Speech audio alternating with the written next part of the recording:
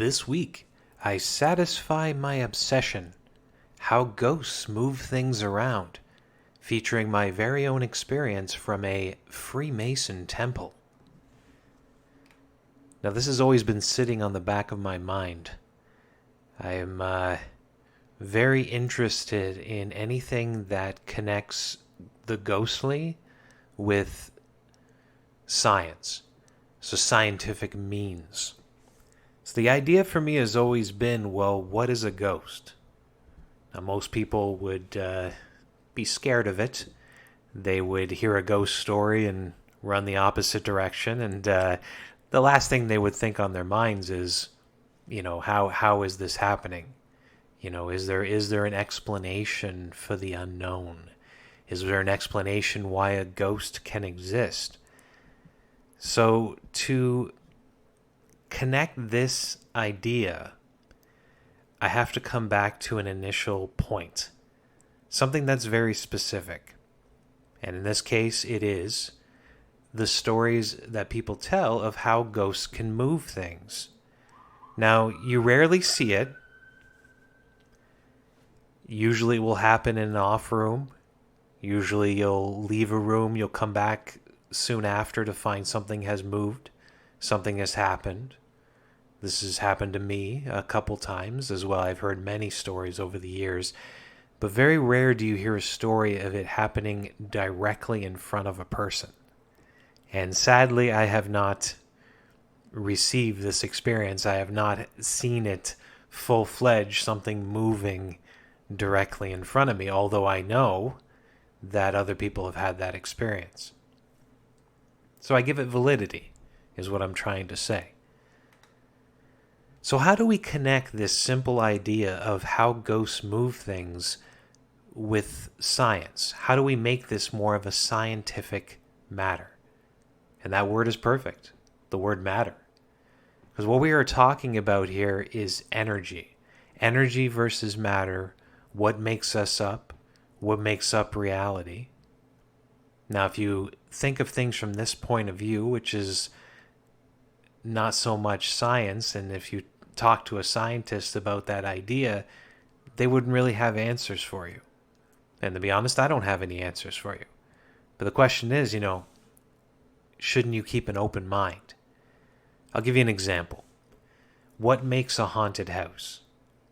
Now, if you see a haunted house, your stereotypical ones that have been featured in the horror movies, what you normally see is something that is old and decrepit, that is in its own way historic. Usually historic houses have more ghost stories.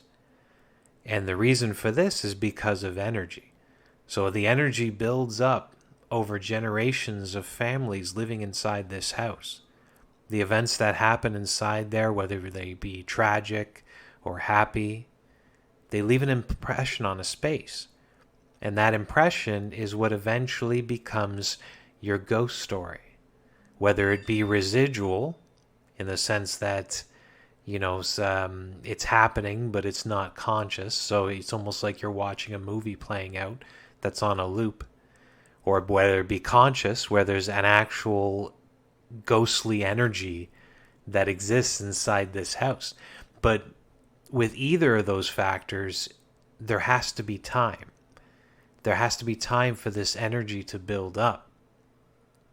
Now, a good way to prove this isn't just with the old decrepit haunted house. A good way to prove this is with a theater, live theaters. Now, I can give you an example from my own home city of Hamilton, and I can tell you about our largest theater, which is known as Hamilton Place. Recently, they renamed it with a corporate name, but I'm not gonna call it that. Sorry, First Ontario. So theaters are very different in the sense of energy. So even though Hamilton was built in the 1970s, as opposed to a haunted house that might be over 100 years old, it still has ghost stories. Which makes me wonder, if something that is so new and energy hasn't had the time to build up over the years, how can it have ghost stories? And you might be asking, okay, well, Daniel, does this now disprove your entire point? No. I figured this one out as well. These are the things I think about at night, you know, before I go to sleep, and then I dream about later. Um, because the theater is younger, yes, you would assume that it wouldn't have as many ghosts, which in some cases that's true. But here we come back to the idea of energy. Theaters have an increased amount of energy from all the people that are visiting it and what is felt inside the building. Stay with me. So Hamilton Place, for example, has 2,000 seats. They have these wonderful shows that they put on, from concerts to comedy shows to dramas and operas. Everything goes on inside this building, even Broadway shows. So people show up, they sit in those seats, they bring their energy to the location, and then they feel emotions while they're watching the show, if it's a good show, of course. So there's those emotions. And then there's the emotions of the actors and actresses on stage, or the singers and musicians, the comedians. They all feel something. Usually it's nervousness, that excitement that many performers get before they walk out onto the stage and then perform their craft. This all leaves an impression. Now, if you're inside a house and you have a family of 4 to 6 to 10 people, it doesn't meet that same level as with a 2,000 seat theater. So think of all the shows that they performed inside of this place over the years, from the 1970s to today, so it's about 50 years. Over the years, multiple shows throughout the year, and then the thousands of people that have come in and felt their emotions. This is why theaters are more haunted. So you have this idea with the haunted theater that, you know, things are going to occur because the energy kind of just draws it in. And because the energy is so heightened, more is drawn in. Now, a lot of the ghost stories that are connected to theaters usually get converted into something local, like it's a former founder or an actor or an actress who worked in the theater, but we don't really know that for sure. You know, any type of energy can be drawn into the space and misconstrued it as something else. But here we come back to that idea of energy. So a haunted house that's been around for over 100 years, with many generations of a family coming in and having their experiences, makes a haunted house. A theater with its increased energy of thousands of people coming in and feeling their emotions, usually nothing tragic or violent will occur in such a place unless there's an accident, which I've heard rumors about Hamilton Place. But for the most part, it's just a built up of that drum of energy over the time. So it all comes back to the same energy. Now, getting back to my original point, the idea that a ghost can move objects. So we've kind of gone over the points. I'm not going to say I proved anything. I'm just saying this is what I think of how a place can be haunted. But let's come down to the idea of objects being moved. Now you might think, if everything is made up of the same energy, wouldn't it be possible for me to move objects with my mind? Now this is something known as telekinesis. This is something that is up for debate. It would be considered in the category of the unknown. Whether it can happen or not happen is, again, nobody really knows for sure. You know, you could do searches. There's videos of fellows that do it, but again, you can ask the question, I mean, with the way magicians are, could it just be faked? And a lot of people do believe that to be true. So if we can't move things with our mind, then how could it be possible for a ghost to do that? Because they're not made up of a physical material to move things of a physical material. So they have to be doing it in a way with their mind. And here I've come to my current brick wall. This thought process kind of hits a block, because if you were to separate the two sides, you have material and you have spiritual. If the material can't really affect the spiritual in a way, then it couldn't go the opposite direction. Let me explain here. I'm kind of thinking this as I'm talking right now, so excuse the pauses. But let me explain this, my thought process here. So, As a material person, I can pick up an object. This is material affecting material. But if I'm inside of a dream, that's more of an energy. That's more of a spiritual. Or if I'm in a meditation session, and anybody who's had out-of-body experiences, the idea that you can become spirit and move throughout this world. I'd be interested to know if anybody who can do out-of-body experiences actually was able to move objects. I'm going to assume not. I have personally never heard any of these experiences, but if you know different, please do let me know. ggdaniel@ghostwalks.com. But in my mind, I mean, this is not possible. So then we come back to that same idea. So I think if telekinesis can exist as a physical material being, I can then affect things on an energy level. But maybe when you die and you become pure energy, maybe that you have that heightened sense of ability. So as pure energy, you no longer are tethered to the material realm. There's a good thought. Okay, here we go. I found it. I think I found it. So if I become material, if I am no longer the matter that I am today, but I am more on an energy level, as in the atoms that make up the matter, maybe I can affect the other atoms that make up certain matter. So like my keyboard in front of me right here while I'm talking, I can pick it up as matter to matter, but maybe on an energy level as atoms, I can affect the atoms of the keyboard. There's probably like doctors and scientists, if you're listening right now, just shaking your heads going, what an idiot. What is this guy talking about?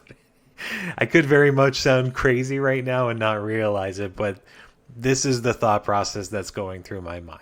So again, I want to hear your opinions. Please do let me know. But I'm going to move on from that before I dig myself too far down a hole. But in the end, I do believe it is possible. I do believe that ghosts can move things. I've heard these stories. I've heard them from sources that I know would never make them up. Now, for me, though, I did have an experience. It wasn't in the sense that I could stand in front of the material object and see it moving, but I know that nobody else was moving it. And it happened during one of the tours. Now, I'm going to come back again to my own home city of Hamilton. There's a Freemason temple here known as the Scottish Rite. Now, the Scottish Rite, this is the main Scottish Rite sect of the Freemasons for Ontario. I believe it's the second largest or the largest for all of Canada. So it is a pretty prominent place. And as an investigator, you kind of look into the energy of a location like this, and it's interesting because it's not just a Freemason temple. So I invite you to look it up, Scottish Rite of Freemasonry plus Hamilton, and have a look at the pictures of this building. So on one side on the left, it's a beautiful Victorian mansion with a battlement tower and a turret. And on the right-hand side, it is a 1920s Art Deco Gothic style cathedral. It's a mix of both those architectural designs. So you took these two energies and you stuck them together. The house being a house that was lived in by a family. It was a former mayor of Hamilton even. And a factory. He was the tobacco king of Ontario. His name was George Tuckett, if you're interested. So you have the house and the family, and you have the Freemason temple that have come together in the 1920s. So technically been around for about 100 years as a combined structure, and the house itself add another 40 years on top of that, give or take. So you have a unique energy of this place.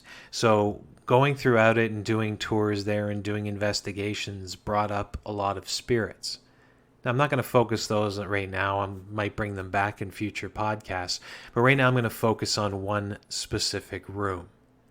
It is known as the robing room. Now, this room was sacred to the Masons. They were meticulous about how this place was set up, because this is basically where all the costumes for the rituals were kept. If you don't know, rituals that they perform are basically like stage plays that kind of show that they have the knowledge to move on to the next level. So the robing room is where they could prepare for these rituals. Very important space. And even when we were doing the tours, they were very careful about how we interacted with that space, saying, okay, because the natural progression of the route needed to go through that space, we really had no choice. And there was experiences in there. The tour group was not allowed to stop, and the tour goers were not allowed to take photos. Basically, you just walk through, you make mental notes in your head, and then we go on to the next location. So because of this tension, and because of the fact that this room had been kind of locked up to just Masons for many decades, and on the other side of it was that the Freemasonry was a fraternal organization, the fact that women in the group were walking through the robing room also could be a reason for things to get stirred up. So you factor in all this together, you expect the room to be energetic, and it didn't disappoint. Now, from my experience, we'll go back maybe about 6-7 years ago. It's near Halloween, which is when all the great experiences happen. It's near Halloween, and we're doing the tour, and I remember at the beginning of the night, I wanted to set things up. It's a very busy time of year, make sure everything's perfect, ready to run. And one of the things I did is I walked the route with the security guard to make sure the lights were good, all the doors were unlocked, because it is the building was almost like a maze. So we go through the entire building, we go through the temple, we head down the stairs into the robing room, and as we come around the corner, I notice something strange. Now the cabinets on the left-hand side, 2 of them had been opened up, and sitting in the middle of the walkway on the floor were 2 costume helmets. Now if you guys know history, the old German helmets, like the Kaiser helmet with the spike sticking out of the top, it looked like that. So 2 of those helmets were sitting in the middle of the walkway, and I turned to the security guard. I'm like, this isn't right. Like, they're meticulous about cleaning up. But in the back of my mind, I'm thinking, okay, it's probably just maybe a new Freemason who made a mistake and nobody got to it. So I was going to do the guy a favor. I didn't want him getting in trouble. So I went and I picked up the helmets. I put them in the cabinet. I closed and I latched the cabinet. Now, this is a sturdy latch. Closed it up, latched it, everything was good. Now, I had 2 tours that I was personally running that evening. And during the first one, I lead through the entire building, and we get down the stairs to the robing room, and I come around the corner, and I have to admit, I should have expected this, but I didn't. And it was kind of a shock to me when I looked, and in the walkway, 3 helmets. Not 2, 3. They were sitting in pretty much the exact same area, lined up in a row perfectly on the floor. Now, I was a tad bit in shock. I've had many experiences over the years at this point, so it wasn't something that just, terrified me, but I was shocked because I did not expect this. I really did assume it was just a new Freemason making a mistake, so I was in that moment. Now, I continued with the tour, and I finished it off, and I did not say anything to that group because I really didn't know what I was dealing with. Before we ended it, I did put the helmets back in and latch it again to make sure everything was cleaned up.